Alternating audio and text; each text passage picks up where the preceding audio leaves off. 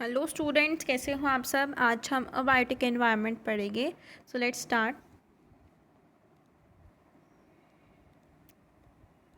तो abiotic environment मैंने आपको बताया था कि बायोटिक और अबायोटिक को कॉन्स्टिट्यूट टुगेदर करेंगे, उनको साथ में मिलाएंगे तो एनवायरनमेंट फॉर्म होता है। तो बायोटिक हमने पढ़ा था, बायोटिक में मीन्स लिविंग ऑर्गेनिजम्स जिसमें कॉन्स्टिट्यूट होंगे वो बायोटिक एनवायरनमेंट कंस्टिट्यूट करेगा, फॉर्म करेगा।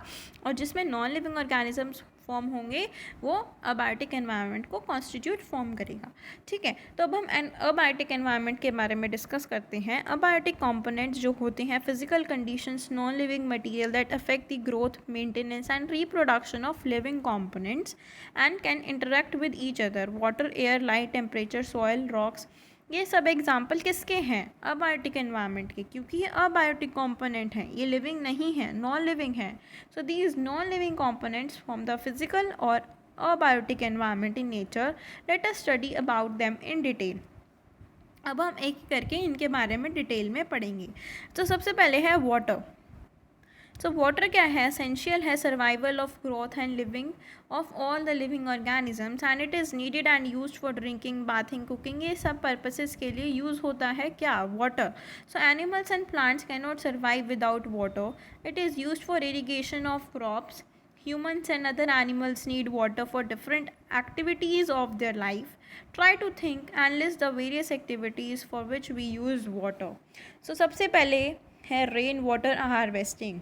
रेन वाटर हार्वेस्टिंग मतलब रेन वाटर जो है उसको स्टोर करके रखना for various purposes. So rain water is to collect rain water when it rains. जब भी बारिश आए तो हमें क्या करना है? रेन वाटर को कलेक्ट करना है। कैसे? Rain water can be stored above the ground or underground and then used later. This happens naturally in open rural areas. However, in congested metropolitan cities, we need to create a method to capture the rainwater.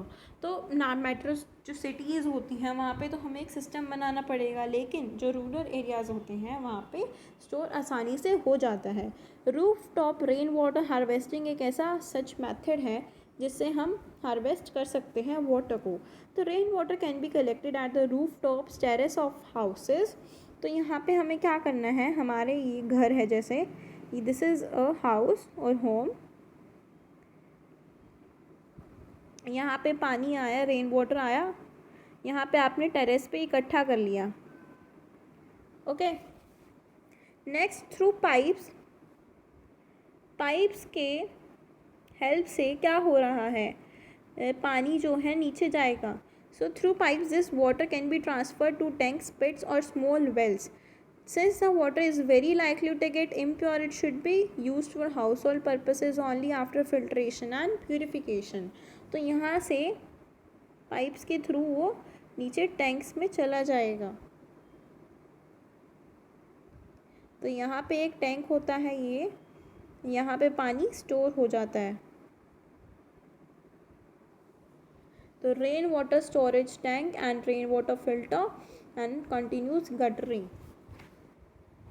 सो इसी दौरान हम क्या करते हैं? Water को हम store कर सकते हैं ताकि वाटर बचे, वाटर वेस्ट ना हो। Rain water harvesting can supplement the requirement of water in cities and raise the subsoil water level. इससे क्या होगा? रिक्वायरमेंट वाटर की ज़्यादा बढ़ेगी और वो सब सॉइल लेवल को इंक्रीज़ कर देगा। And this can help in maintaining and increasing greenery in urban areas, जिससे जो ग्रीनरी है अर्बन एरियाज़ में भी बनी रहेगी। If rainwater is not collected, it flows down to rivers situated far away through the drains and is thus not available for immediate use. तो waste हो जाएगा वाटर, इसीलिए उसको यूज़ करते हैं, हार्वेस्ट करते हैं ताकि उसे वेरियस पर्पस में हम यूज़ कर सकें।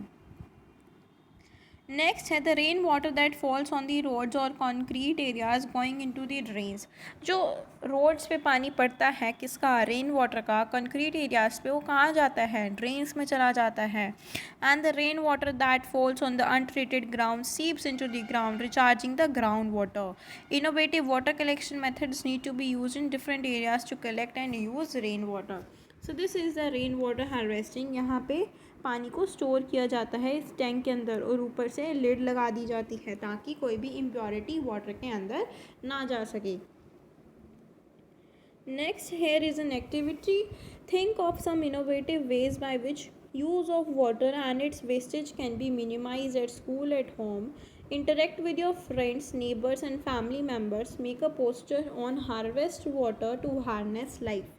तो आपको इस पे एक पोस्टर बनाना है, अपने स्कूल्स में सबमिट करना है. सो नेक्स्ट कंपोनेंट है हमारे पास, that is air.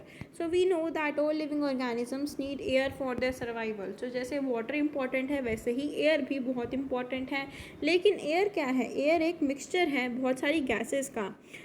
Oxygen, nitrogen, carbon dioxide, बहुत सारे इंपॉर्टेंट गैसेस हैं जो एयर में प्रेजेंट है. तो प्लांट्स और एनिमल्स क्या करते हैं? ऑक्सीजन को यूज़ करते हैं रेस्पिरेशन के लिए. Plants consume carbon dioxide photosynthesis के लिए और बाद में ऑक्सीजन को रिलीज आउट कर देता है in the atmosphere. Besides oxygen, nitrogen and carbon dioxide, small amounts of other gases, very many bacteria and viruses and dust are also present in air. तो बहुत सारी चीज़ें एयर में कंपोजिट हैं, तो इनका कंपोजिशन भी अलग अलग होता है. So clean air is essential for our health as it provides the oxygen that is necessary to sustain life. तो हमारे लिए हमें सांस लेनी है तो क्लीन एयर होनी चाहिए. क्लीन एयर होगी तभी हम हेल्दी रहेंगे. सो नेक्स्ट कंपोनेंट है हमारे पास, दैट इज़ लाइट. लाइट क्या है? नेचुरल लाइट प्रोवाइडेड है हमें किससे? सन से. By the sun during the day and by the moon during the night.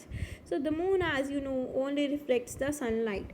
जो मून होता है उसकी खुद की लाइट नहीं होती, तो वह रात में क्या करता है? सन की लाइट को रिफ्लेक्ट करता है, तभी हमें मून जो है चमकता हुआ दिखता है. So hence sun is the ultimate source of natural light. So sun हमारे लिए बहुत ज़रूरी है क्योंकि लाइट वही देता है दिन में भी और रात में मून उससे लेता है. So this natural light is used up by the plants to grow and to prepare their food. तो ये जो लाइट होती है इससे प्लांट्स ग्रो करते हैं और अपना फूड बनाते हैं. Life on earth is dependent on sunlight. सब चीज़ें सनलाइट पर डिपेंडेंट हैं. Plants use sunlight and prepare their own food by photosynthesis. तो जो प्लांट्स होते हैं उसको सनलाइट वो यूज़ करते हैं और क्या करते हैं? अपना खाना बनाते हैं through the process of photosynthesis. Light penetrates into the forest as well as into the water bodies. सारी जगह लाइट पेनिट्रेट होती है. Aquatic plants use sunlight for photosynthesis just like the other plants. However, the amount of light reaching these plants decreases with an increase in the depth of water. That is why very few plants are able to survive in deep waters. तो कुछ ऐसे plants होते हैं जो survive नहीं कर पाते deep waters के अंदर. So plants and animals respond to light in different ways. तो प्लांट्स और एनिमल्स रिस्पॉन्ड करते हैं लाइट को कुछ अलग तरीक़ों से. So have you seen a plant called morning glory Ipomoea. तो ऐसा एक प्लांट है मॉर्निंग ग्लोरी. ये क्या करता है? इसके जो फ्लावर्स हैं ब्लूम करते हैं at sunrise, that is morning, और क्लोज हो जाते हैं आफ्टर सनसेट. ये मॉर्निंग ग्लोरी है, ये सनराइज़ के टाइम पे तो ब्लूम करता है, खुल जाता है, ठीक है, और क्लोज कब होता है? जब सनसेट हो जाता है. So similarly in some plants the leaves open during the day and close during the night. So sunflower also faces the sun. In the morning it faces the east and in the evening it turns down towards the west. तो ऐसे ही sunflower है वो भी जब सन की direction को देखता हुआ अपनी चेंजेस करता है. क्या चेंजेस करता है? अपनी मूवमेंट में चेंज करता है. जब सन ईस्ट डायरेक्शन में है तब सनफ्लावर भी ईस्ट को फेस करेगा, और अगर सन वेस्ट डायरेक्शन में है तो वो भी वेस्ट डायरेक्शन से अपने आप को चेंज कर लेगा. Animals also shows variations in their behavior with the amount of light available to them. तो animals भी कुछ variations को show करते हैं with the respect to the amount of light they have given to us. ठीक है, तो most of the animals are active during the day where then when there is light, and some animals like rats, cockroaches, owls, कुछ animals ऐसे होते हैं जो night में active रहते हैं. तो आउल एक ऐसा एनिमल है जो नाइट में एक्टिव रहता है. नेक्स्ट कंपोनेंट है हमारे पास, that is temperature. So the temperature at a place is indicative of the degree of hotness और कोल्डनेस ऑफ दैट प्लेस. तो टेम्परेचर का क्या मतलब होता है? तापमान.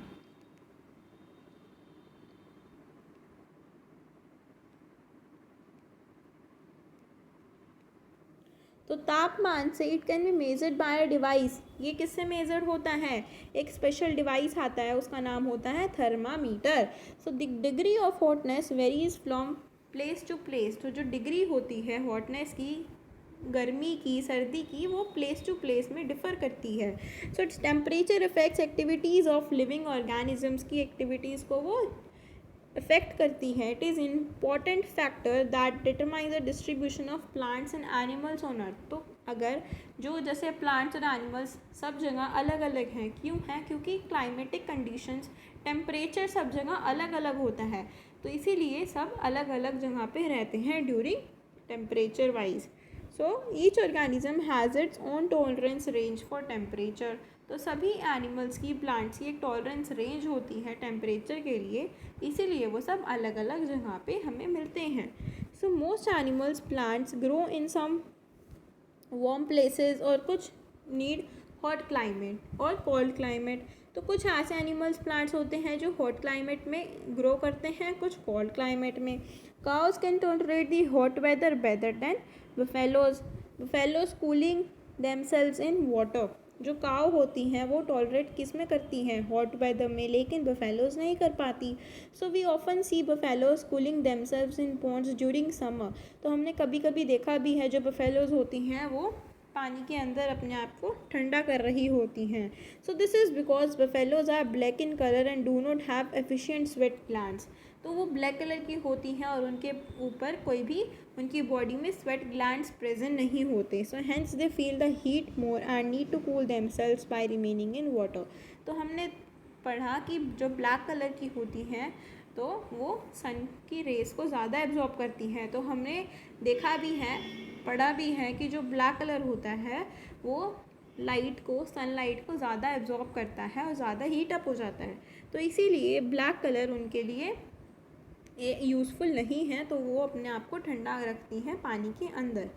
सो they don't love the hot weather.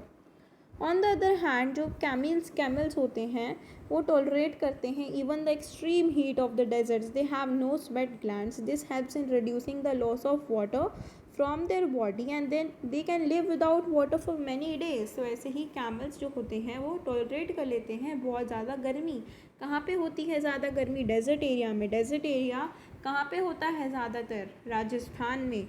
सो उनके पास भी स्वेट ग्लैंड्स नहीं होती, जिससे क्या होता है उसमें लॉस ऑफ वाटर रिड्यूस होता शुरू हो जाता है और वो उनको वाटर, अगर वो वाटर भी ना मिले उनको तो वो ज़्यादा दिन के लिए रह सकते हैं।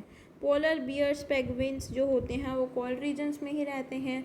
So tigers and elephants are found in warm regions. तो कुछ डिफरेंट एनिमल्स हैं तो वो डिफरेंट रीजन्स में मिलते हैं। तो ये पिक्चर्स हैं, जैसे cold region animals, polar bear, penguins, ये कोल्ड रीजन्स में रहते हैं। टाइगर और एलिफेंट वार्म रीजन्स में रहते हैं। नेक्स्ट कंपोनेंट है हमारा soil. So soil is another important abiotic factor है एनवायरनमेंट का, जिसमें most of the plants can not grow without soil. तो जो सारे प्लांट्स होते हैं वो सॉइल के अंदर ही ग्रो करते हैं। अगर सॉइल ही नहीं होगी तो प्लांट्स ग्रो कैसे करेंगे? So soil provides water minerals to the plants which are important for their growth. तो सॉइल क्या करती है? प्रोवाइड करती है क्या? ग्रोथ उनको प्रोवाइड करती है, वाटर मिनरल्स उनकी प्लांट्स की ग्रोथ होती है। So it also provides a home to organisms that live in soil. Interaction in the environment. अब हम पढ़ेंगे interaction in the environment. So plants and animals are interdependent in their food relationships. There are animals that feed on plants. Many of such animals are eaten by other animals which in turn are eaten by some other animals. तो कुछ ऐसे animals हमने पढ़े जैसे herbivores. Herbivores को कौन खा रहा है? कार्निवोर्स। और कार्निवोर्स को कौन खा रहा है? ऑमनीवोर्स। तो ऑमनीवोर्स हर्बीवोर्स पे भी डिपेंड करते हैं और कार्निवोर्स पे।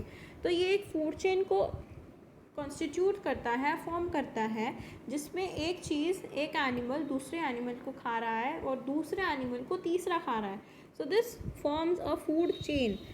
सो फर्स्ट एग्जांपल है हमारे पास, सबसे पहले ग्रास जो प्रोड्यूसर है। नेक्स्ट है डियर। ग्रास को कौन खा रहा है? डियर खा रहा है, जो कि क्या है? Primary consumer. और डियर को कौन खा रहा है? लायन, जो क्या है? सेकेंडरी कंज्यूमर है। सो ये क्या फॉर्म कर रहा है, एक चेन फॉर्म कर रहा है, दिस इज अ चेन।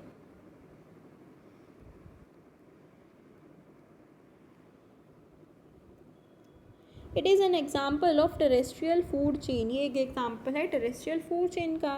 और अगर हम चेन एग्जिस्ट करें, when such a chain exist between aquatic plants and animals, it makes up aquatic food chain. तो अगर हम एक्वेटिक फूड चेन की बात करेंगे तो उसमें एक्वेटिक एनिमल्स, प्लांट्स आएंगे। सो एक्टिविटी के ज़रिए हम देखते हैं, for each of these three cases A, B, C, use the words given in the box to make a food chain. आपको थ्री केसेस लेने हैं, A, B, C, use the words given in the box to make a food chain. Also identify the nature terrestrial of each of these three food chains.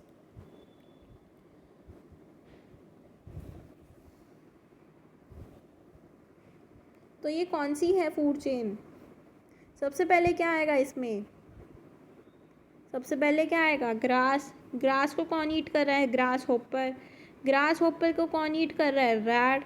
Rat को कौन ईट कर रहा है? बताओ।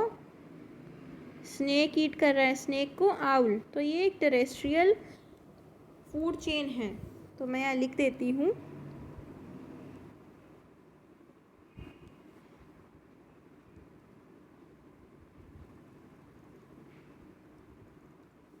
Next है rat.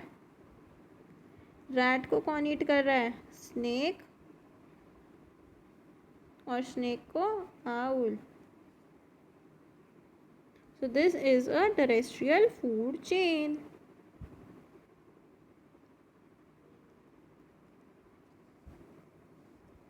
Next है dolphin, snail, tuna and plankton.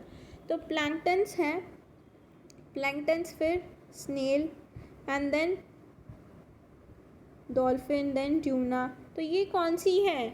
ये aquatic है, ये आप खुद लिख लेना इसमें, ओके।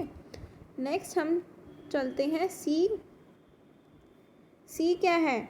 सील, एल्गी आएगा पहले, फिर seal, then fish and then shark.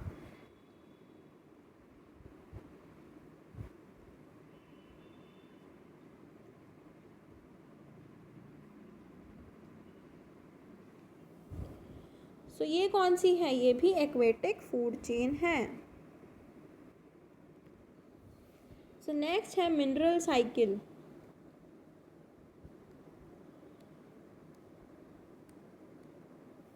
So there is a relationship between the biotic and abiotic components of our environment. The abiotic substances supply nutrients to the producers. जो abiotic होते हैं वो nutrients को supply कर रहे हैं.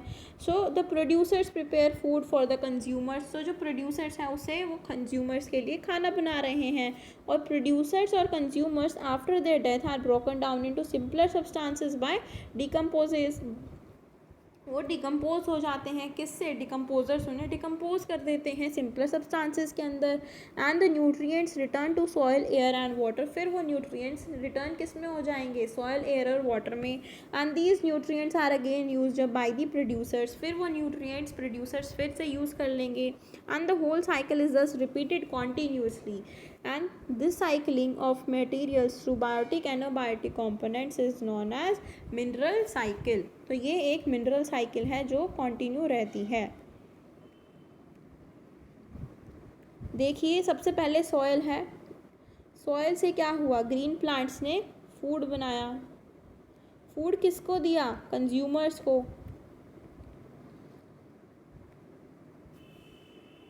Plants से dead plants निकले, एनिमल से भी डेड एनिमल्स निकले और एनिमल्स की ड्रॉपिंग्स हुई।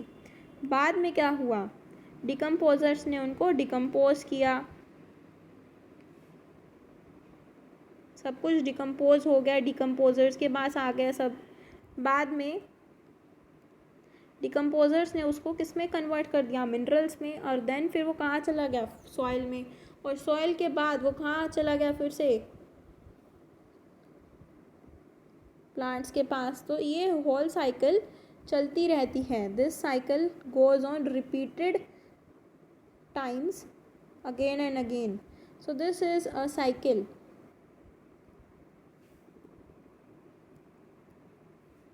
इंटर रिलेशनशिप्स हो रहे हैं among different components of the environment. Next है during the process of respiration both plants and animals take in oxygen from the atmosphere and give out carbon dioxide back into the atmosphere. तो क्या हो रहा है respiration के दौरान, respiration के time जो प्रोसेस चलती है वो रेस्पिरेशन चलती है, तो क्या होता है प्लांट्स और एनिमल्स ऑक्सीजन को एटमॉस्फेयर से लेते हैं और कार्बन डाइऑक्साइड को वापस एटमॉस्फेयर में रिलीज़ कर देते हैं। और carbon dioxide also gets added to the atmosphere when burning of wood, coal and petrol takes place. This increases the level of carbon dioxide in the atmosphere. The plants use up carbon dioxide and give out oxygen during the process of photosynthesis. तो carbon dioxide का अगर increase ज़्यादा हो जाता है तो क्या हो जाती है, ग्लोबल वार्मिंग हो जाती है। लेकिन क्या हो रहा है, प्लांट्स भी उसको यूज़ कर रहे हैं किस लिए, फोटोसिंथेसिस के पर्पस के लिए, खाना बनाने के लिए। तो मेंटेनेंस चाहिए होती है, बैलेंस चाहिए होता है। तो balance is maintain between the amount of oxygen and carbon dioxide in the atmosphere. तो एटमॉस्फेयर में बैलेंस होना बहुत ज़रूरी है। तो जो ऑक्सीजन है, ऑक्सीजन रेस्पिरेशन में यूज़ हुई, रेस्पिरेशन से कार्बन डाइऑक्साइड आया, फिर कार्बन डाइऑक्साइड फोटोसिंथेसिस में यूज़ हो गया और बाद में एज अ बायो प्रोडक्ट क्या निकला, ऑक्सीजन वापस निकला और ऑक्सीजन वापस रेस्पिरेशन में यूज़ हुआ। ये एक साइकिल फॉर्म हो गई है फिर से, ठीक है। और अगर ऑक्सीजन को हम हीट अप करें, कंबशन में बर्न करें उसे, तो क्या निकले, कार्बन डाइऑक्साइड। तो वापस से वो क्या फॉर्म करेगी, photosynthesis, oxygen is release and respiration uses, ठीक है। So this is a cycle, nature tries to maintain a balance between carbon dioxide and oxygen.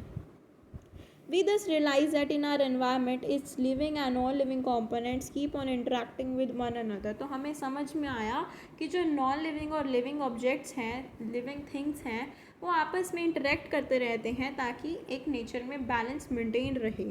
So this makes our environment a dynamic system. ये एक हमारे environment को एक dynamic system बना देता है। सो नेक्स्ट है हमारे पास कीवर्ड्स। सबसे पहले है biodegradable, the substances that can be broken down into simpler organisms में अगर वो चेंज हो जाता है, कन्वर्ट हो रहा है, तो उसे हम बायोडिग्रेडेबल बोल रहे हैं। कंज्यूमर्स क्या होते हैं, जो एनिमल्स प्लांट्स पे डिपेंड करते हैं और खुद अपना खाना नहीं बनाते। डिकम्पोजर्स, जो ऑर्गेनिक वेस्ट होता है, dead and decaying organic matter होता है, उस पर फीड करते हैं। फूड चेन एक चेन होती है जिसमें इंटर रिलेशनशिप होता है, सीक्वेंस बनता है। Why the few food one organism get eaten by another which in turn gets eaten by another and so on। तो ये एक साइकिल बन जाती है, एक चेन बन जाती है। नेक्स्ट है micro organisms, living organisms too small to be seen by the human eye by itself. ये बहुत छोटे होते हैं, हमें दिखते नहीं हैं। सो नॉन बायोडिग्रेडेबल, जो सिंपलर सब्सटेंसेस में कन्वर्ट नहीं हो सकते, उन्हें हम नॉन बायोडिग्रेडेबल सब्सटेंसेस बोलते हैं। नेक्स्ट है ओमनीवोर्स। ओमनीवोर्स ऐसे एनिमल्स होते हैं जो प्रोड्यूसर्स और कंज्यूमर्स दोनों पे डिपेंड करते हैं। प्रोड्यूसर जो खाना बनाते हैं, that is plants. Rain water harvesting क्या होता है, जिसमें हम वाटर को स्टोर करके रखते हैं फॉर वेरियस पर्पस के लिए। स्कैवेंजर्स, बर्ड या एनिमल जो डेड एनिमल्स पे फीड करता है। Vermi composting, vermi composting means एक ऐसा प्रोसेस कंपोस्टिंग है जिसमें हम वर्म्स को यूज़ करते हैं to convert the kitchen waste into compost. So process of composting with the help of various suitable worms like the red worms and other earthworms, ताकि जो किचन वेस्ट है वो कंपोस्ट में कन्वर्ट हो जाए और वो as a manure growth of plants के लिए यूज़ हो सके। So this was all about this chapter. हमने चैप्टर में अच्छे समझा कि बायोटिक और अबायोटिक क्या होता है, उनके आगे कंपोनेंट्स पढ़े। तो इसकी जो बैंक एक्सरसाइज क्वेश्चन आंसर है वो नेक्स्ट वीडियो में करेंगे। तो till then stay tuned for the next video and if you like my videos please do like, share and subscribe to my channel for more such videos. Thank you.